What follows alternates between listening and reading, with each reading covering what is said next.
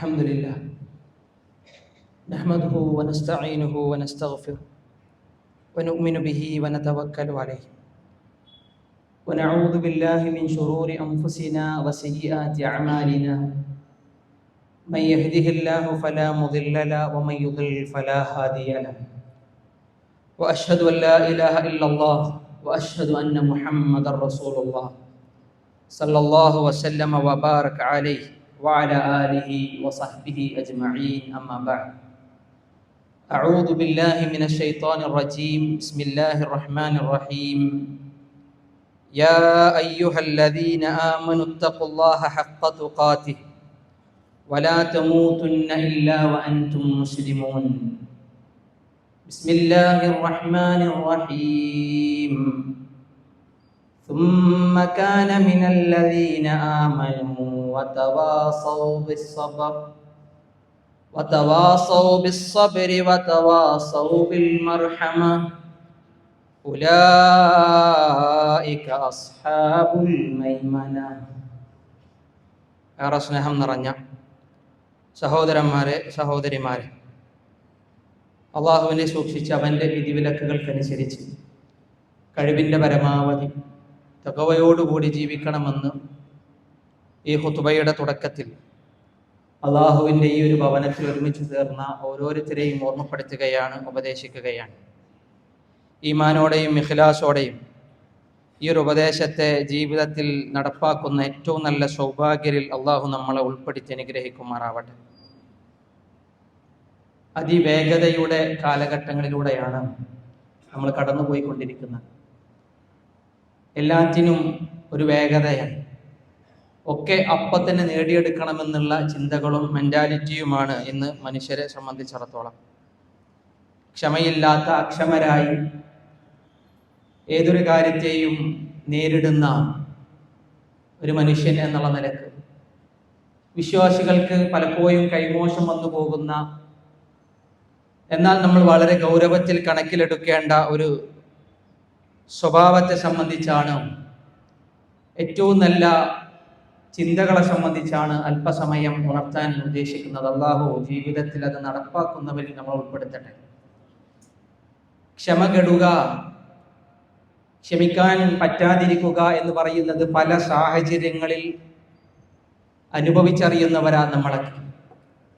ഈ കഴിഞ്ഞ ദിവസങ്ങളിലെ പല വാർത്തകളിലും നമ്മൾ കണ്ടത്, ക്ഷമ കെട്ട് ക്ഷമിക്കാൻ കഴിയാതെ ഒരു വേള ഒന്ന് മനസ്സിനെ കൺട്രോൾ ചെയ്യാൻ പറ്റാതെ വലിയ ദുരന്തങ്ങൾ വരുത്തി വച്ച വാർത്തകളെ നമ്മൾ കണ്ടിട്ടുണ്ട്.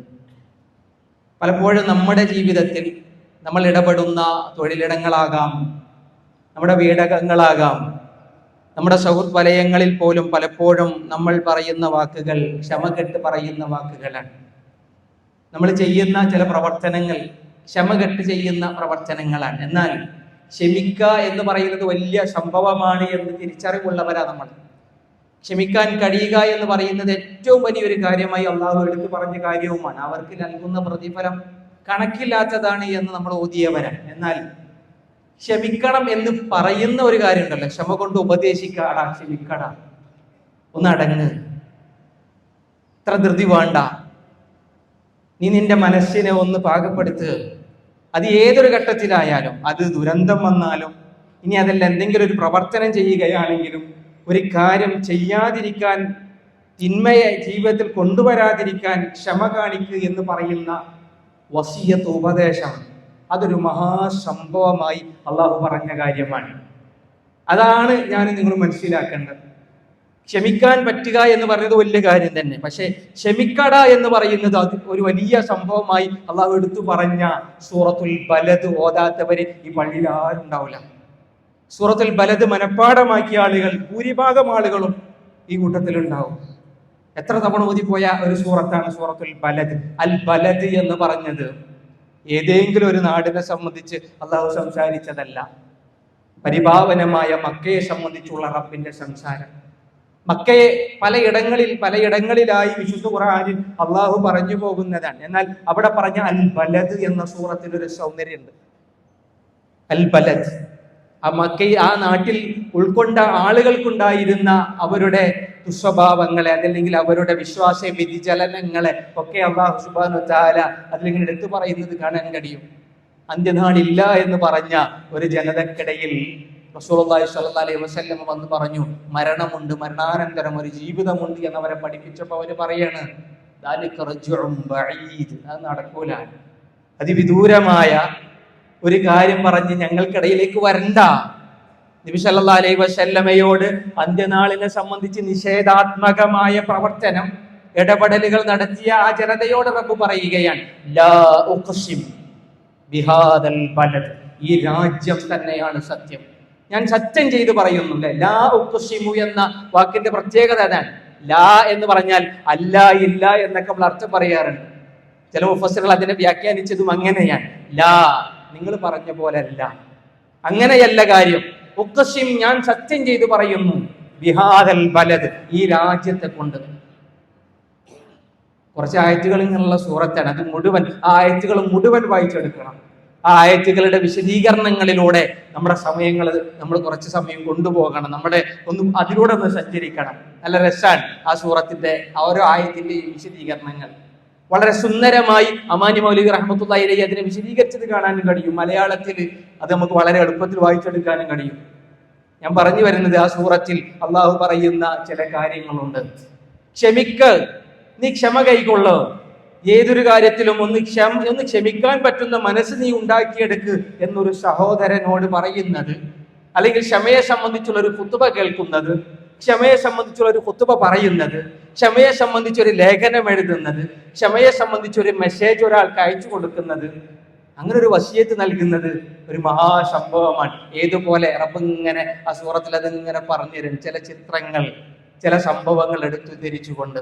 ആദ്യം അന്ത്യനാളിനെ നിഷേധിച്ച് അവർക്ക് ഇങ്ങനെ പഠിപ്പിച്ചു കൊടുക്കാൻ, അല്ല, അന്ത്യനാളുണ്ട്, അത് ഈ രാജ്യം പോലെ സത്യമാണ്, ഈ രാജ്യത്തിന്റെ പവിത്രത പോലെ വിശുദ്ധമായ ഒരു കാര്യമാണ്, അത് കടന്നു വരാനുള്ള യാഥാർത്ഥ്യമാണ്. ഈ രാജ്യത്ത് പ്രവാചകരെ അങ്ങ് അനുവദനീയനാണ്, ഒരാൾക്കും പുറത്താക്കാനുള്ള അവകാശമില്ല. മാത്രവുമല്ല, ഇവിടെ ഇത് ഹില്ലാണ്, പരിഭാവനമായ ഇടങ്ങൾക്ക് ഹറമെന്ന് പറയുമ്പോൾ അതിന്റെ മറ്റിടങ്ങൾക്ക് ഹില്ലെന്ന് പണ്ഡിതന്മാർ പരിചയപ്പെടുത്താറുണ്ട്. ഇവിടെ പറഞ്ഞു, നബിയെ അങ്ങ് ഇവിടെ അനുവദനീയം, ഇവിടെ താമസിക്കുന്നവനാണ്, ഇവിടെ ജീവിക്കുന്നവനാണ്, ഇവിടെ ജീവിക്കേണ്ടവനാണ്, ഇവിടെ ജീവിച്ച് സമൂഹത്തിന് മാതൃകയാകേണ്ടവനാണ്.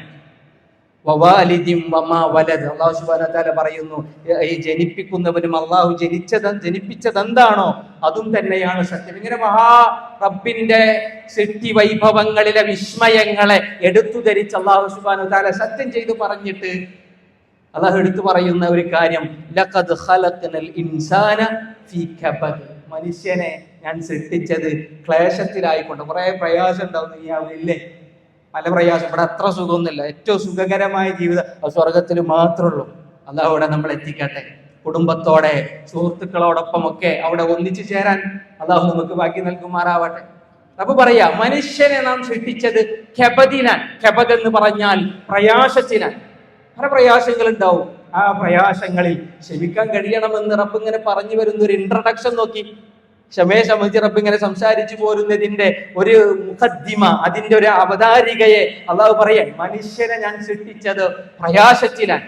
പല പ്രയാസങ്ങളുണ്ട്, പല ബുദ്ധിമുട്ടുകൾ ഉണ്ടാകും, അല്ലെ? ആരാധനകൾ ചെയ്യാൻ അറിഞ്ഞ ചിലപ്പോൾ പ്രയാസങ്ങൾ. 5 നേരം പള്ളിയിൽ പോയി നിസ്കരിക്കാൻ കുറച്ച് പ്രയാസം എന്ന് പറയുന്ന മക്കളെ കാണാം. ഖുർആൻ അല്ലെ 2-2.5 മണിക്കൂർ നീണ്ടു നിൽക്കുന്ന പലതിന്റെയും മുന്നിൽ നമ്മൾ സ്ഥലമായി ചെലവഴിക്കും. പക്ഷെ ഒന്ന് ഖുർആൻ എടുത്തു നോക്കാൻ നമുക്ക് ക്ഷമയല്ല. 90 മിനിറ്റ് വേൾഡ് കപ്പ് കണ്ടപ്പോൾ അത് 120 മിനിറ്റിലേക്ക് എത്തിയാലും ക്ഷമ എത്രയൊക്കെ കൈവരിക്കാൻ പറ്റും അതൊക്കെ ഇരുന്ന് കാണാൻ നമ്മൾ റെഡിയാണ്. പക്ഷെ ഒരു 120 മിനിറ്റ് എടുത്ത് ഖുർആൻ ഓതുന്നതിൽ നമ്മൾ എത്ര ക്ഷമയുള്ളവരാണ്? ഓട്ടെ, ജീവിതത്തിൽ അസുഖങ്ങൾ വരും, ബുദ്ധിമുട്ടുകൾ വരും, പല കഷ്ടപ്പാടുകൾ വരും. ക്ഷമിക്കാൻ മനുഷ്യൻ അവന്റെ മനസ്സിനെ പാകപ്പെടുത്തണമെന്ന് പറയുന്ന റബ്ബിന്റെ ഒരുപാട് സംസാരങ്ങൾ നമുക്ക് കാണാം. ഒരുപാട് ചരിത്രങ്ങൾ റബ്ബ് പറഞ്ഞു വെച്ചു. ആ അമ്പിയാക്കളുടെ ചരിത്രങ്ങൾ, ഇബ്രാഹിം നബിയെ പോലെ, ഇസ്മായിൽ നബിയെ പോലെ, എന്തിനേറെ യാക്കൂബ് നബി അലൈഹി സ്വലാത്തു വസ്സലാമയെ പോലെ, യൂസുഫ് നബി അലൈഹി സ്വലാത്തു വസ്സലാമയുടെ ഒക്കെ ചരിത്രങ്ങൾ, അയ്യൂബ് നബിയുടെ ചരിത്രമൊക്കെ വായിക്കാത്തൊരാരുമില്ലല്ലോ. ഇന്നീ മസ്സനിയദ്ദുർ, എനിക്ക് വിപത്ത് ബാധിച്ചുവെന്നാണ്. റബ്ബേ, എന്നെ ബാധിച്ചത് വല്ലാത്ത ദുരിതമാണ്. സമ്പത്ത് പോയി, കുടുംബം പോയി, ആരോഗ്യം പോയി, എല്ലാം നഷ്ടപ്പെട്ടു നിൽക്കുമ്പോഴും അല്ലാഹു സുബ്ഹാനഹു തആല ക്ഷമിച്ചതിന്റെ പേരിൽ പിന്നീട് പലതും വാരിക്കൊടുത്ത സംഭവങ്ങൾ വിശുദ്ധ ഖുർആനിന്റെ ആയത്തുകളിലൂടെ ഓതിപ്പോയവരാ നമ്മൾ, ചരിത്രം മനസ്സിലാക്കിയവരാ നമ്മൾ. ക്ഷമയെ സംബന്ധിച്ച് അള്ളാഹു അങ്ങനെ പറഞ്ഞു പോകുമ്പോൾ ക്ഷമ കൊണ്ട് ഉപദേശിക്കുന്നതിനെ വളരെ വിശാലമായി അല്ലാഹു സുബ്ഹാനഹു തആല എടുത്തു പറഞ്ഞതും വിശുദ്ധ ഖുർആനിന്റെ അധ്യായങ്ങളിൽ കാണാൻ കഴിയുമെന്നാണ്. അത് ഈ സൂറത്തിൽ ഒരു പ്രത്യേകമായി തോന്നിപ്പോയത് കൊണ്ടാണ് സൂറത്തുൽ ബലദിനെ സംബന്ധിച്ച് വിശദീകരിച്ചത്. റബ്ബ് പറയുന്നു, മനുഷ്യനെ സംബന്ധിച്ചിടത്തോളം അള്ളാഹു മനുഷ്യനെ സൃഷ്ടിച്ചതും മനുഷ്യർക്ക് കാണിച്ചു കൊടുത്ത വഴികളെയും സംബന്ധിച്ച് റബ്ബ് പറഞ്ഞു. ദുനിയാവിലെ ക്ലേശങ്ങളെ സംബന്ധിച്ച് റബ്ബ് പറയുന്നു, അലം നജ്അൽ ലഹു ഐനൈൻ, രണ്ട് കണ്ണ് ഞാൻ നിനക്ക് തന്നിട്ടില്ലേ, രണ്ട് കണ്ണുകൾ തന്നിട്ടില്ലേ, വലിസാനും വശഫത്തൈൻ, നാവും ചുണ്ടും നിനക്ക് ഞാൻ തന്നിട്ടില്ലേ, സംസാരിക്കാനും കാണാനും അതുപോലെ തന്നെ കാര്യങ്ങളെ തിരിച്ചറിയാനുമുള്ള എല്ലാവിധ സൗകര്യവും ഞാൻ നിനക്ക് തന്നിട്ടില്ലേ. റബ്ബ് പറയുന്നു, രണ്ട് കുന്നുകളിലേക്ക് നിനക്ക് ഞാൻ മാർഗം കാണിച്ചു തന്നിട്ടില്ലേ. നജിദ് എന്ന് പറഞ്ഞാല് ഉയർന്നു നിൽക്കുന്ന കുന്നുകൾക്ക് പറയുന്ന പേരാണ്. രണ്ട് ദിശകൾ കാണിച്ചു തന്നു, ഉയർന്നു നിൽക്കുന്ന രണ്ട് പാതകൾ. ഖൈറേതാ ഷർറേതാ? ഖൈറ് സ്വീകരിക്കണമെങ്കിൽ കുറച്ച് പ്രയാസമുണ്ട്, എന്നാൽ അള്ളാഹു എളുപ്പവും നൽകിയിട്ടുണ്ട്. പ്രയാസത്തിനോടൊപ്പം എളുപ്പമുണ്ട് എന്ന് പറഞ്ഞു. ഖൈറും ഷർറും മാത്രമല്ല, ഹക്ക് ബാത്തിൽ ഏതാന്ന് പറഞ്ഞു, സുന്നത്ത് ഏതാ ബിദ്അത്ത് ഏതാന്ന് വിശദീകരിച്ചു, ഹലാൽ ഏതാ ഹറാം ഏതാ എന്ന് അള്ളാഹു വിശദീകരിച്ചു. രണ്ട് മലമ്പാതകൾ രണ്ട് പാതകൾ കാണിച്ചു തന്നു, നിനക്ക് കാണാം ഏതാ നല്ലത് ഏതാ ചീത്തത്. പക്ഷെ മനുഷ്യനെ സ്വീകരിക്കുവാൻ, നല്ലതിനെ സ്വീകരിക്കുവാൻ അള്ളാഹുവിന്റെ ആഹ്വാനമാണ്, റബ്ബിന്റെ ഉപദേശമാണ്. എന്നാൽ ചില ആൾക്കാർക്ക് അതൊന്നും ശ്രദ്ധിക്കുന്നില്ല എന്ന് റബ്ബ് എടുത്ത് പറയുന്നു. അവിടെ മുതലാണ് ഗൗരവമേറിയ റബ്ബിന്റെ സംസാരം വീണ്ടും ആവർത്തിക്കുന്നത്. അവൻ അഖബ താണ്ടിക്കടന്നില്ല. എന്താ അഖബ? അഖബ എന്ന വാക്ക് കേൾക്കുമ്പോൾ ചിലപ്പോൾ പല സ്ഥലങ്ങളുടെയും പേര് ഓർമ്മ വരും. ചരിത്രം പരിചയമുള്ള ആളുകളാണെങ്കിൽ അറേബ്യൻ ചരിത്രത്തിൽ പല അഖബയെ സംബന്ധിച്ച് പറഞ്ഞാൽ കാണാം. ചില നാടുകളുടെ ചില സ്ഥലങ്ങളുടെ പേരായി അറിയപ്പെട്ടു. അഖബ എന്ന് പറഞ്ഞാല് ഉടമ്പടി. അഖബ ഉടമ്പടി നമ്മുടെ മനസ്സിൽ ഓർമ്മ വരും. പക്ഷെ ഇവിടെ റബ്ബ് പറഞ്ഞൊരു അഖബ. ആ അഖബ എന്താണ്? ഫലഖ്തഹമ, അവൻ തിക്കും തിരക്കും കൂട്ടിയില്ല, തിരക്കുണ്ടാക്കിയിട്ട് അവൻ ഓടാൻ റെഡിയായില്ല. ഏതിലേക്ക്? അൽ അഖബ, മലമ്പാത താണ്ടിക്കടക്കാൻ. മലമ്പാത എന്നത് പറഞ്ഞാൽ എന്താ? നമുക്കറിയാം, ഇന്ന് ഒരാൾ പറയാം നമ്മളോട്, ആ മലയൊന്ന് കയറ്, നീ ആ മല കയറുകയാണെങ്കിൽ നിനക്ക് അതിനപ്പുറത്ത് ഒരുപാട് സംഗതികൾ കിട്ടും എന്ന് പറഞ്ഞപ്പോ നമ്മൾ ചില ആൾക്കാർ പറയാം, ഞാൻ ഇപ്പൊ എന്തിനാ ആ മല കയറുന്നത്, എനിക്കിപ്പോ വേറെ കുറെ പണിയുണ്ടല്ലോ, ഞാൻ ഇപ്പൊ അത് ചെയ്യേണ്ട കാര്യമുണ്ടോ? എന്നാൽ ചില ആളുകൾ അതിന്റെ നന്മകൾ, അതുകൊണ്ടുണ്ടാകുന്ന നേട്ടങ്ങൾ മനസ്സിലാക്കി അത് കയറും. അല്ലെ, അരക്കെട്ടും മുറുക്കെടുത്ത് ഒരു മല കയറാൻ എന്തെല്ലാം വേണോ അതൊക്കെ എടുത്ത് കയറാൻ റെഡിയാവും. ഒരാൾ പറയും, ഈ ആ മല കയറി. കുറച്ച് ആൾക്കാർ ഈ പള്ളിയിൽ എല്ലാവരും ചിലപ്പോൾ വരണമെന്നില്ല, ചില ആൾക്കാർ വരും ആ മലമ്പാത താണ്ടിക്കടക്കാൻ. അത് താണ്ടിക്കടന്നാൽ ലഭിക്കുന്ന നേട്ടങ്ങളിൽ തിരിച്ചറിവുള്ളവൻ അതിനുവേണ്ട സർവ്വസന്നാഹങ്ങളുമായി സജ്ജീകരണങ്ങളുമായി കടന്നു വരും.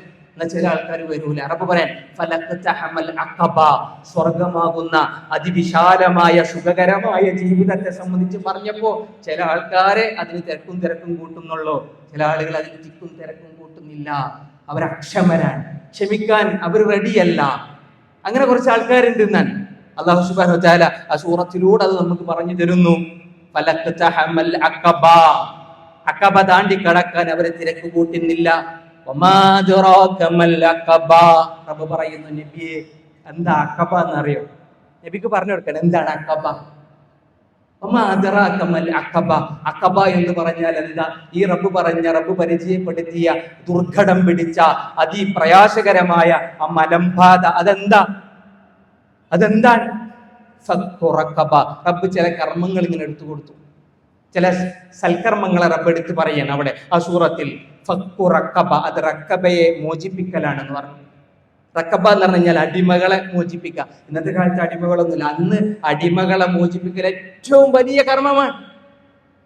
എന്തെല്ലാം അധ്വാനമുണ്ട്, സമ്പത്ത് ചെലവഴിക്കണം, അല്ലെ, മറ്റുള്ളവന്റെ ആട്ടും തുപ്പും കേൾക്കണം, പോരാത്തതിന് ഇവർക്ക് വേണ്ട ഭാവി ജീവിതത്തിലേക്ക് വേണ്ട സൗകര്യങ്ങൾ ഒരുക്കി കൊടുക്കണം. ഒരടിമയെ സ്വതന്ത്രനാക്കുന്നതിന് എല്ലാവരും റെഡിയല്ല. അതാണ് ഫലഖ്തഹമൽ അഖബ. ചില ആളുകൾ ആ അഖബയെ താണ്ടിക്കടക്കാൻ തിക്കും തിരക്കും കൂട്ടും, ചില ആളുകൾ കൂട്ടും. അബൂബക്കർ സിദ്ദീഖ് റളിയല്ലാഹു അൻഹു, വേറെയും ചില സ്വഹാബത്തിനെ പോലെ ചില ആൾക്കാർ അതിലുണ്ടാവൂല എന്ന് റബ്ബ് എടുത്തു പറയേ. റക്കബ എന്ന വാക്ക് അടിമക്ക് ആ പേര് വരാൻ തന്നെ ചരിത്രത്തിൽ വലിയ ഭാഷാപരമായ പണ്ഡിതന്മാർ അതിനെ വിശദീകരിക്കുക. റക്കബ ശരിക്കും റിക്കാബ് എന്ന് പറഞ്ഞാൽ മുതുക് എന്നാണ്. നമ്മളെ പുറം ഈ അടിമകളെങ്ങനെ ചങ്ങലയിലിട്ട് വലിച്ചിട്ട് കഴുത്തിലിട്ട് വെച്ചപ്പോ ആ ചങ്ങലകളുടെ പേരിൽ പിന്നീട് അവരറിയപ്പോ ആ മുതുക്, ചങ്ങലയുടെ അടയാളം ആ മുതുകത്തുണ്ടാകുമ്പോൾ അടയാളം കാണുമ്പോൾ പറയും അത് അടിമയാണ്, അത് അടിമയായിരുന്നു. അവരുടെ ദുരിതപൂർണമായ ജീവിതത്തെ ഓർമ്മപ്പെടുത്തുന്നതാണ് റക്കബ എന്ന വാക്കും. അക്കബയോടൊപ്പം റബ്ബ് ചേർത്ത റബ്ബിന്റെ ആ ഒരു വിശുദ്ധ ഖുർആനിന്റെ സൗന്ദര്യം നോക്കി.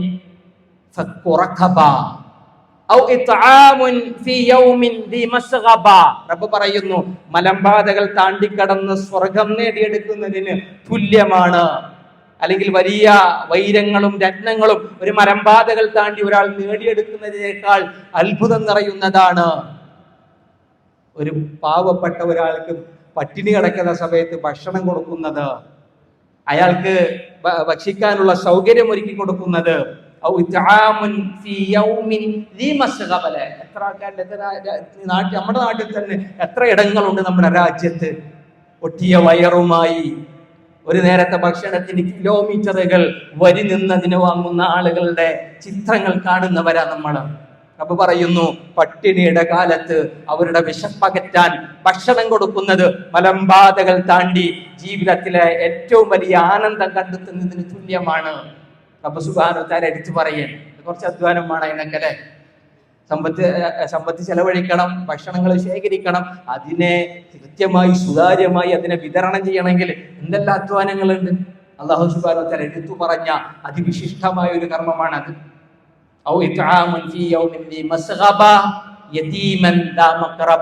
അതിൽ ചില ആളുകളെ മുന്തിച്ചു പറഞ്ഞു, യതീം കുട്ടികളുണ്ടെങ്കിൽ യതീം കുട്ടികളെ നോക്കാൻ റെഡിയാവണം. ആദ്യം യതീമിനെ, അതും കുടുംബബന്ധമുള്ള യതീമിന് വേണ്ടി തന്റെ പ്രവർത്തനങ്ങളെ അവൻ എന്ത് ചെയ്യട്ടെ, അവനതിനെ തർത്തീബ് ചെയ്യട്ടെ, അവനതിനെ ഓർഡർ ആക്കട്ടെ എന്നാണ് അല്ലാഹു സുബ്ഹാനഹു വ തആല എടുത്തുദ്ധരിക്കുന്ന ഏറ്റവും വലിയ റബ്ബിന്റെ സംസാരങ്ങളിൽ ഒന്നാണ് യതീമുകളെ പരിഗണിക്കാനുള്ളത്. അത് വിശുദ്ധ ഖുർആന്റെ പലയിടങ്ങളിലും കാണാം. റബ്ബ് പറഞ്ഞു, ഔ മിസ്കീനൻ, അല്ലെങ്കിൽ ഒരു മിസ്കീനിനെ ഏറ്റെടുക്കുക. മണ്ണ് പുരണ്ട ഒന്നുമില്ല, മണ്ണ് മാത്രമുള്ളൂ. അതല്ലെങ്കിൽ ശരീരം മുഴുവൻ പൊടിയും മണ്ണും ഒക്കെ കലർന്ന് ജീവിതത്തിൽ യാതൊരുവിധ പ്രതീക്ഷകളും ഇല്ലാതെ ദുരിതങ്ങൾ നിറയുന്ന ജീവിതവുമായി നിലനിൽക്കുന്ന ഒരുപാട് അശരണരെ കാണാം, പാവപ്പെട്ടവരെ കാണാം. അവർക്ക് ഭക്ഷണം കൊടുക്കാന്നാണ് അത് ഏറ്റവും വലിയ കാര്യമാണ്. ഇതൊക്കെ വലിയ സംഭവമാണ്. ഇതേപോലെ ക്ഷമിക്കട, ഒരാളോട് പറയാൻ നീ ഒന്ന് ക്ഷമിക്ക്. അസുഖം വന്ന് കുറെ ആൾക്കാരെ കാണാം. ചില ആൾക്കാരെ കാലിന്റെ മുട്ട് മാറ്റിയേക്കാൻ പറയണേ, ഈ കാലുകൊണ്ട് ഞാൻ കുടുങ്ങി എന്ന് പറയും. എന്തെങ്കിലും അസുഖം വരും പറയല്ലേ, എനിക്കത് അതുകൊണ്ട് ഞാൻ ആകെ അങ്ങോട്ട് അടങ്ങാറായി എന്ന് പറയും. വേണ്ട, പറയണ്ട, അങ്ങനെ പറയണ്ട. ഒന്ന് ക്ഷമിക്കാനുള്ള മനസ്സിനെ പാകപ്പെടുത്തിയെടുക്കുന്ന ഉപദേശിക്കുന്നത് റബ്ബ് ഇതിനോടൊപ്പം ചേർത്ത് പറഞ്ഞതാ. മലമ്പാതകൾ താണ്ടി കടക്കുന്നവനെ പോലെ, പാവപ്പെട്ടവന് ഭക്ഷണം നൽകുന്നത് പോലെ, അതുപോലെ തന്നെ യതീമിനെ ഏറ്റെടുക്കുന്നത്. യതീമിനെ ഏറ്റെടുക്കുക എന്ന് പറഞ്ഞു കഴിഞ്ഞാൽ യതീമിന് സൗകര്യം ചെയ്തു കൊടുത്തു എന്നുള്ള നിലയ്ക്ക് നമ്മൾ ആശ്വസിക്കണം. നമ്മളെ തന്നെ ഏറ്റെടുത്തത്. ഒരു യതീമിനെ ഏറ്റെടുക്കുന്നുണ്ടെങ്കിൽ, ഒരു മിസ്കീനിനെ ഏറ്റെടുക്കുന്നുണ്ടെങ്കിൽ നമ്മളെ തന്നെയാണ് ഏറ്റെടുക്കുന്നത്. നാളെ പരലോകത്തെ ജീവിതം നമുക്ക് വേണ്ടി സുഖകരമാക്കി എന്നാണ് അതിൽ നമ്മൾ മനസ്സിലാക്കേണ്ടത്. അല്ലാഹു സുബ്ഹാനഹു വ തആല എടുത്തു പറയുകയാണ്, സുമ്മ കാന മിനൽ ലദീന ആമനു. ഈ പറഞ്ഞ ആൾക്കാരൊപ്പം അള്ളാഹു എണ്ണി പറയാം. പിന്നെ കുറച്ച് ആൾക്കാരുണ്ട് മലമ്പാതകൾ താണ്ടി കടന്ന ആൾക്കാർ. അതാരാണ്? അല്ലദീന ആമനു, വിശ്വാസികളായ ആളുകളാണ്, അള്ളാഹുവിൽ വിശ്വസിക്കുന്ന, പരലോകത്ത് വിശ്വസിക്കുന്ന ആളുകളാണ്. വതവാസൗ ബിസ്സബ്ർ, ക്ഷമ കൊണ്ട് ഉപദേശിക്കുന്നവരാ. വസിയത്ത് പറയും. നേരത്തെ പറഞ്ഞതുപോലെ അല്ലെ, ഒരാളെ കാണുമ്പോൾ ചില ആൾക്കാർക്ക് പറയാൻ പാടില്ല, ഞാൻ ക്ഷമിക്കുമെന്ന് പറഞ്ഞു കഴിഞ്ഞാൽ ചിലപ്പോൾ അവനെന്ത് വിചാരിക്കാം, കാരണം അയാൾക്ക് ബാധിച്ചത് ചിലപ്പോൾ എനിക്ക് എന്നെ ബാധിച്ചിട്ടില്ലല്ലോ, പക്ഷെ ഞാനത് പറഞ്ഞു കഴിഞ്ഞാൽ ചിലപ്പോൾ അവൻ പൊട്ടിത്തെറിച്ചാലോ. ചെറിയ മക്കളൊക്കെ തോന്നില്ല, ഒരാളോട് ക്ഷമിക്കുന്നൊക്കെ. ഞാൻ ഉപദേശിക്കാൻ മാത്രം ഞാൻ ആരാ? എൻ്റെ അടുത്ത് എന്താ ഉള്ളത്? എന്ത് യോഗ്യത എനിക്കുള്ളത്? അല്ലെ, അയാളുടെ വിഷമങ്ങൾ കാണുമ്പോ ഞാനത് പറയുമ്പോ അയാൾക്ക് വീണ്ടും വിഷമാവൂലേ എന്നൊക്കെ തോന്നല. ഇല്ല, റബ്ബ് പറയാൻ, മുഅ്മിനീങ്ങളാണോ, വിശ്വാസമുണ്ടോ, അള്ളാഹുവിലും അള്ളാഹു നൽകുന്ന പ്രതിഫലത്തിലും അള്ളാഹു നൽകുന്ന അതിവിശാലമായ സ്വർഗത്തിലും വിശ്വാസമുണ്ടോ? വതവാസൗ ബിസ്സബ്ർ, ക്ഷമ കൊണ്ട് ഉപദേശിക്കുക, പരസ്പരം അങ്ങോട്ടും ഇങ്ങോട്ടും ഉപദേശിക്കുക. വൽ മർഹമ, വതവാസൗ ബിസ്സബ്രി വതവാസൗ ബിൽ മർഹമ. അല്ലേ, പരസ്പരം അങ്ങോട്ടും ഇങ്ങോട്ടും മർഹമത്ത്. എന്താ മർഹമ? റഹ്മത്ത് കാണിക്കുക, അനുകമ്പയും ആർദ്രതയും അതുപോലെ തന്നെ വാത്സല്യവും എല്ലാ നിലക്കുള്ള കരുണയും ഒക്കെ ചൊരിയുക, റഹ്മത്ത് ചൊരിയുക. കാരുണ്യത്തിന്റെ വാക്കുകൾ പറഞ്ഞ് ചിലപ്പോൾ വാക്കുകൾ കൊണ്ട് ആശ്വസിപ്പിക്കാം, പ്രവർത്തനങ്ങളെക്കാളും ചിലപ്പോൾ വാക്കുകൾ കൊണ്ട് ആശ്വസിപ്പിക്കാൻ കഴിയും. റഹ്മത്തിന് പരസ്പരം അങ്ങോട്ടും ഇങ്ങോട്ടും ചൊരിഞ്ഞു കൊടുക്കുക. ഉലൈക അസ്ഹാബുൽ മൈമന. റബ്ബ് പറയുന്നു, അവരാണ് വലതുപക്ഷത്തിന്റെ ആളുകൾ. സ്വർഗ്ഗക്കാർ അവരാണ്, അള്ളാഹുവിന് ഇഷ്ടപ്പെട്ട ഏറ്റവും നല്ല വിഭാഗം അവരാൻ എന്ന് അള്ളാഹു സുബ്ഹാനഹു വ തആല എടുത്തു പറഞ്ഞത്. പ്രിയപ്പെട്ടവരെ, സൂറത്തുൽ ബലദിന്റെ അതിവിശാലമായ വിശദീകരണങ്ങളിലൂടെ കടന്നു പോകുമ്പോൾ നമുക്ക് മനസ്സിലാക്കാൻ പറ്റുന്ന റബ്ബിന്റെ സംസാരമാണ്. ഖുർആനിലെ ഓരോ സൂറത്തും ഖുർആനിലെ ഓരോ ആയത്തും നമ്മളെ ഇരുത്തി ചിന്തിപ്പിക്കുന്ന റബ്ബിന്റെ കലാമാണ്. ആ കലാമിനെ ഓതാനും പഠിക്കാനും നമ്മൾ ക്ഷമ കണ്ടെത്തണം, അതിന് മനസ്സിനെ പാകപ്പെടുത്തണം. നമുക്ക് അതിന് നേരല്ല, ഇന്നൊക്കെ ഇൻസ്റ്റന്റ് ആണെന്ന് പറഞ്ഞല്ലോ, എല്ലാം ഉടനടി കിട്ടണം എന്നാണ്. പക്ഷെ അറിവ് കിട്ടണമെങ്കിൽ ഖുർആൻ നമുക്ക് സ്വായത്തമാവണം. ഖുർആൻ സ്വായത്തമാക്കണമെങ്കിൽ അള്ളാഹുവിന്റെ പ്രവാചകന്റെ ഹദീസുകളൊക്കെ മനസ്സിലാക്കണമെങ്കിൽ കുറച്ച് ക്ഷമയോടെ കഴിയാൻ നമ്മളെ കൊണ്ട് സാധിക്കണം. ആ ക്ഷമ കൊണ്ട് ഉപദേശിക്കുന്നവരാകാൻ, പരസ്പരം വസീയത്ത് നൽകുന്നവരാകാൻ, ആ ക്ഷമ കൈകൊള്ളുന്നവരാകാൻ അള്ളാഹു സുബ്ഹാനഹു വ തആല നമ്മളെ അനുഗ്രഹിക്കുമാറാവട്ടെ. ഏറ്റവും നല്ല ക്ഷമാലുക്കളിൽ അള്ളാഹു നമ്മൾ ഉൾപ്പെടുത്തട്ടെ. ക്ഷമ കൊണ്ട് ഉപദേശിക്കുന്ന സൗഭാഗ്യരിൽ അള്ളാഹു നമ്മൾ ഉൾപ്പെടുത്തി അനുഗ്രഹിക്കുമാറാവട്ടെ.